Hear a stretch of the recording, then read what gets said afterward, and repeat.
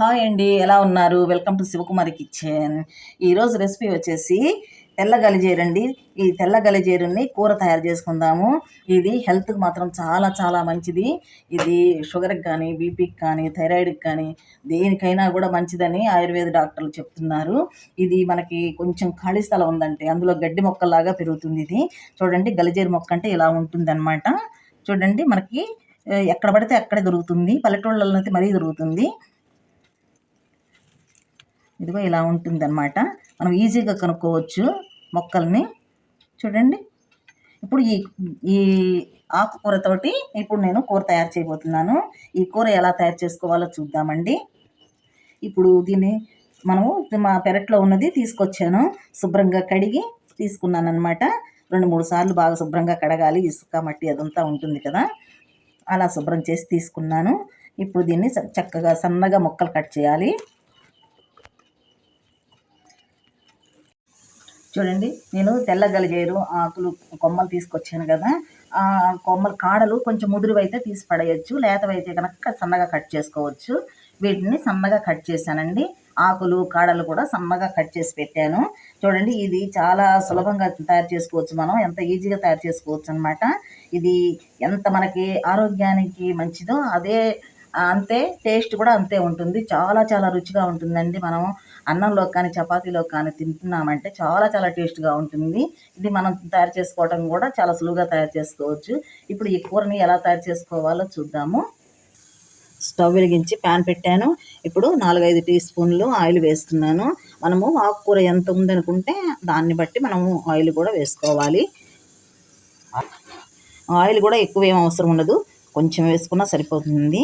ఇప్పుడు పోపు గింజలు వేస్తున్నాను.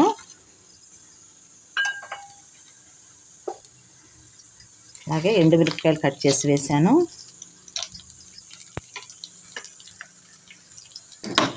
చూడండి, చిటపట్లాడేలాగా చక్కగా వీటిని ఫ్రై చేసుకోవాలి.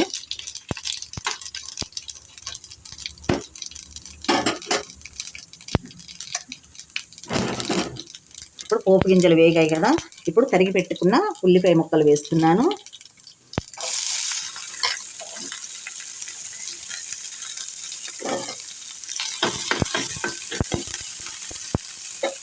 అలాగే వెల్లుల్లి కూడా పొట్టు తీసి కొంచెం చితక్కొట్టి ఉంచాను అనమాట, అవి వేసేస్తున్నాను.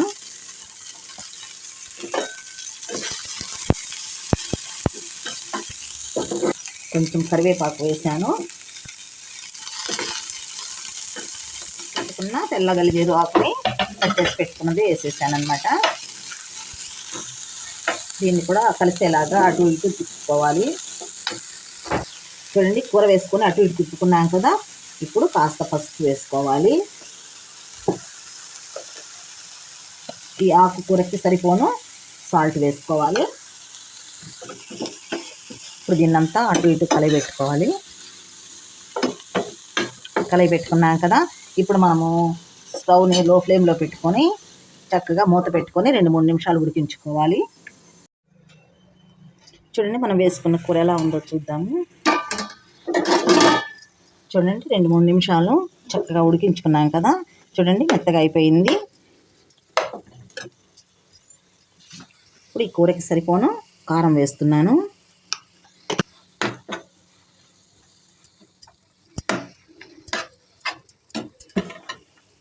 కాస్త కొత్తిమీర వేసేస్తున్నాను, కట్ చేసుకొని వేస్తున్నాను.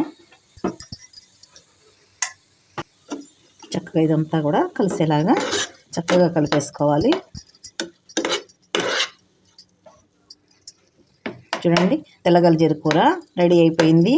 హెల్త్కి చాలా చాలా మంచిదండి. ఇది అప్పుడప్పుడు మనకు దొరికితే చాలు, కానీ తెచ్చుకుని ఇలా చేసుకుని తింటే మాత్రం చాలా చాలా మంచిది. ఇప్పుడు సర్వింగ్ బౌల్లో పెట్టేసుకుందాము. చూడండి, తెల్ల గలిజేరు కూర రెడీ అయిందండి. చాలా చాలా టేస్ట్గా ఉంటుంది. హెల్త్కి మాత్రం చాలా మంచిది. మీకు నచ్చినట్లయితే లైక్ చేయండి, షేర్ చేయండి. మంచి రెసిపీతో మళ్ళీ కలుద్దామండి. Thank you.